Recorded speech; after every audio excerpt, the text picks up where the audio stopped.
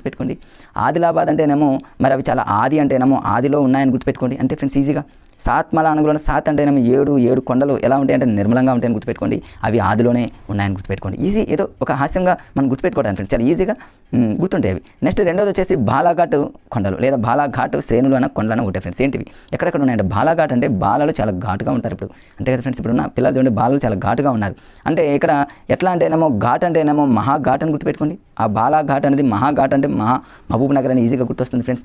Next వచ్చేసి నాగర్ కర్నూలు, దీన్ని అలా గుర్తుపెట్టుకుంటారు ఫ్రెండ్స్. మరి ఆ బాలలు చాలా ఘాటుగా ఉన్నారు కాబట్టి నాగర్ కర్నూలు అంటేనేమో వాళ్ళని అలా ఘాటుగా ఉన్నటువంటి పిల్లల్ని కర్రతో కొట్టాలని గుర్తుపెట్టుకోండి, లేదా కర్రతో కొట్టకూడదను మన వేలో మరి గుర్తుపెట్టుకోవడానికి ప్రయత్నం చేయండి ఫ్రెండ్స్. ఇవి మరి ఇలా ఈజీగా గుర్తుపెట్టుకుంటే ఈజీగా మనకు ఎగ్జామ్లలో మనం చాలా ఫాస్ట్గా అందరికంటే ముందుగా మనం బిట్ పెట్టేటటువంటి అవకాశం ఉంటుంది ఫ్రెండ్స్. నెక్స్ట్ వచ్చేసి మరి అనంతగిరి కొండలు అనగానే మనకు వికారాబాద్, ఇది ఎలా గుర్తుపెట్టుకుంటారు ఫ్రెండ్స్. ఇక్కడ చూడండి అనంతగిరి అనగానే మరి అనంత దూరం అని గుర్తుపెట్టుకోండి ఫ్రెండ్స్. మనకు ఒకవేళ ఎక్కడైనా అనంత దూరం కనుక మనం వెళ్ళామనుకోండి, వెహికల్ కానీ కారు మీద కనుక వెళ్ళామనుకోండి చాలా వికారంగా ఉంటుందని గుర్తుపెట్టుకోండి. చాలామంది కారు ప్రయాణం చేస్తున్నప్పుడు మరి అనంత దూరం వెళ్తున్నప్పుడు చాలా వికారంగా కారు స్మెల్ పడక వికారంగా ఉంటుందని గుర్తుపెట్టుకోండి. లేదా అనంతపురం అని గుర్తుపెట్టుకోండి.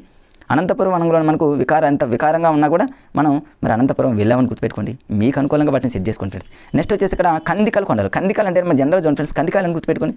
పల్లెటూళ్ళలో కందికాయలు ఉంటాయి ఫ్రెండ్స్, కంది ఇత్తులతో ఉన్నటువంటి కాయలు. ఈ కందికాయలు అనేవి మీరు చూస్తే ఫ్రెండ్స్ ఎట్లయినా మీకు తెలిసినట్లయితే అది పెద్ద పళ్ళు అంటే చాలా పెద్దగా ఉంటాయని గుర్తుపెట్టుకోండి ఫ్రెండ్స్. మరి ఇంకొకటి ఏంటంటే ఫ్రెండ్స్ జయశంకర్ని ఎలా గుర్తుపెట్టుకుంటారండి. కందికాయలు అనేవి శంకరుడికి చాలా ఇష్టమని గుర్తుపెట్టుకోండి. జయమని గుర్తుపెట్టుకోండి. శంకరుడికి చాలా ఇష్టమైన కాయలు ఏంటంటే కందికాయలను గుర్తుపెట్టుకోండి ఫ్రెండ్స్. అవి చాలా పెద్దగా ఉంటాయని గుర్తుపెట్టుకోండి అంతేగా. నెక్స్ట్ వచ్చేసి ఫ్రెండ్స్ కూడా చూడండి, ఇక మరి నెక్స్ట్ ఇచ్చినటువంటి రాఖీ కొండలు. రాఖీ అనగానే జగిత్యాల అంటేనేమో జగమంతా కూడా మరి రాఖీ పండుగ చాలా ఘనంగా సెలబ్రేట్ చేసుకుంటారని గుర్తుపెట్టుకోండి ఫ్రెండ్స్. ఇంతే, వీటిని ఎందుకంటే ఏం లేదు ఫ్రెండ్స్, చాలా ఈజీగా ఇలా గుర్తుపెట్టుకో. సాత్మల అంటేనేమో సాత్ అంటేనేమో 7 కొండలను గుర్తుపెట్టుకోండి. బాలలు చాలా ఘాటని గుర్తుపెట్టుకోండి. అనంతపురం మనం ఎంత వికారంగా ఉన్నా కూడా అనంతపురం వెళ్తామని గుర్తుపెట్టుకోండి. కందికాయలు చాలా పెద్దగా ఉంటాయని గుర్తుపెట్టుకోండి. శంకరుడికి ఇష్టమని గుర్తుపెట్టుకోండి. జగమంతా కూడా రాఖీ పండుగ చాలా ఘనంగా సెలబ్రేట్ చేసుకుంటారని గుర్తుపెట్టుకోండి. ఇంతే ఫ్రెండ్స్, ఇంతే. ఇవి పేట భూములకు సంబంధించి. నెక్స్ట్ ఫ్రెండ్స్, ఇవి మరి కొండలకు సంబంధించి పర్వతాలకు సంబంధించి. ఇప్పుడు పేట భూములు.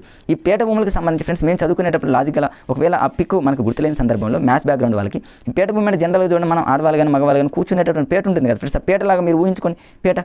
ఈ పేట అనేది ఎలా ఉంటుంది అంటే పర్వతాల కంటే అంత హైట్ ఉండవు, అంత వాల్ ఉండవు, కానీ పైన సమతలం అనేది చాలా ఎక్కువగా ఉంటుంది. మనం కూర్చునేటటువంటి పేట సమతలం అట్లా గుర్తుపెట్టుకోండి ఫ్రెండ్స్. ఇటువంటి పేట భూములు అనేవి ఎత్తైన ప్రదేశాలు. ఇవి సహజమైన ఉపరితలాన్ని, విశాలమైనటువంటి ఉపరితలాన్ని కలిగి ఉంటాయి.